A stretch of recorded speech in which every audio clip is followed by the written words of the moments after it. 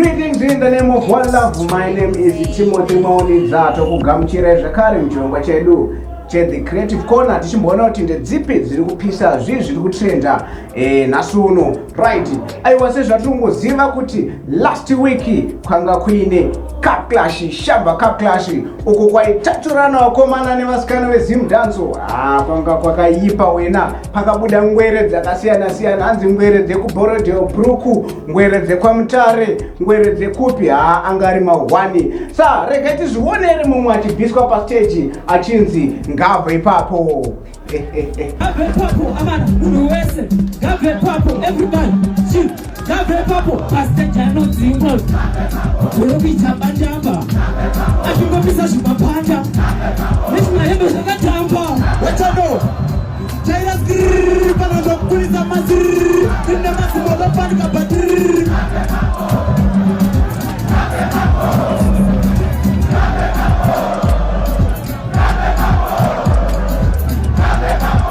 chimira pana Lord said to me yangu alipata next round Now we are I can't skin to on this year. Nini chipatara. Ai ndo dikuseri. Nitakuga tetiri nyana kuseri. Nitakuga. So tiri kuna ngoma tinotesta. Ngapenda shokumanya tinolasta. Kana wangu wako ndirisa kisasta. Yakuni sana kwa nganga ni mapasta.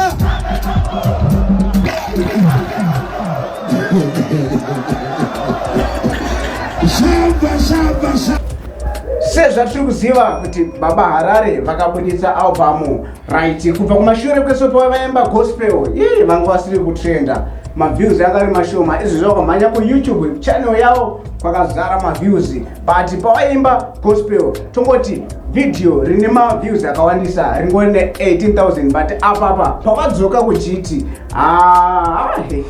ene unozvionera kuti zvinhu zviri kuitika. Sezvatiri kungoona kuti vakadzoka vane mutsindo ende vari kunyatsonakidza. Ndofunga GT family yese iri kunakirwa nezvakaita baba Harare. Ndabva ndaona futi comment yaShadhaya achiti hanzi muudze mwene weGT kuti akangodzokera futi kuzviti King David. Aiwa tiri kumuputitsa, rega muzvionere.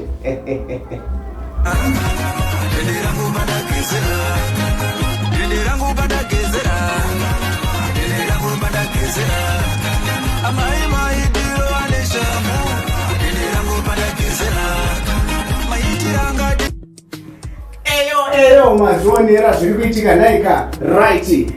Baba Abraham, Winky, the Gaffer vazviita zvakare vafeature na Busy Signal. I think video racho reAI murungoriona kuti aiwa magetsi amahora, aiwa tungoti Vigilance Family Magafa, aiwa basa rikudi rikuitwa shout out to Magafa fans ese right. Rekati mbokupai kapisi kesongo ya Winky na Busy Signal.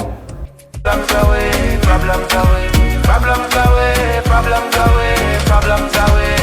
Make we link up in the morning, in the night, or in the noon. Make we party while I vibe while we enjoy the tune. Make we link up with we friends and with we family. Have a bill of energy. Cheers to the ones them where we lose. A long time we not have no nice time. Make we full joy life before we flatline. You have to have a drink if I even one time. Free your mind. I tell you this right now we gonna party. Hands up everybody. Drink all your problems away. Let's link up and think up. No need to worry tonight.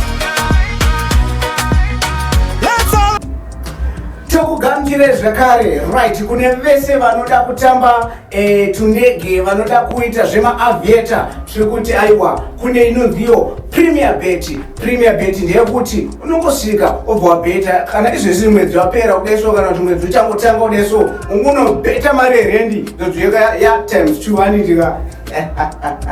Iwe zvikuitika naika right.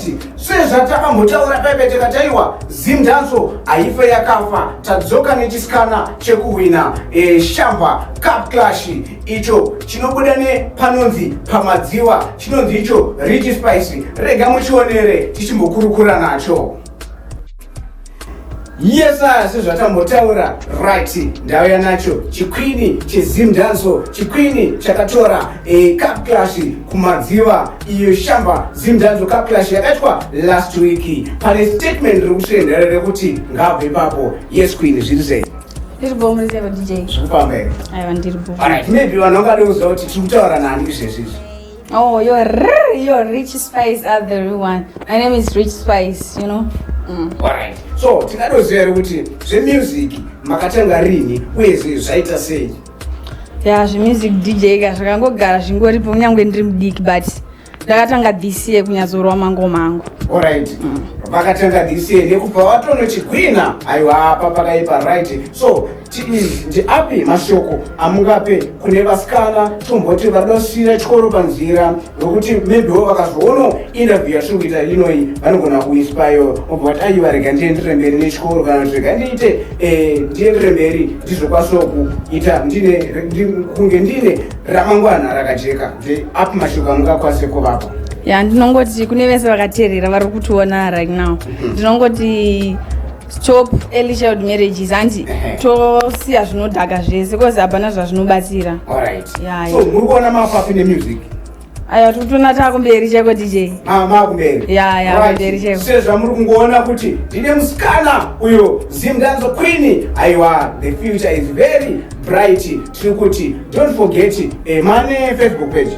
Amsandagadzira right. So vachibva panapa vari kutonocreata Facebook page ravo rinenge rakanzi chii? Rich Spice the real Don't one. forget to follow Rich Spice ku TikTok. Yeah, Rich Spice again. Right, ku YouTube. Rich Spice. Aiwa, sezvatinongonzwa zviri kuitika right. Tichiti tinokutendai nekutiona. Don't forget to comment motiudza mafungiro enyu, maonero enyu pane zvese zvinenge zvichitrenda. Don't forget kutibata. Tichiti The Creative Corner. See you next time.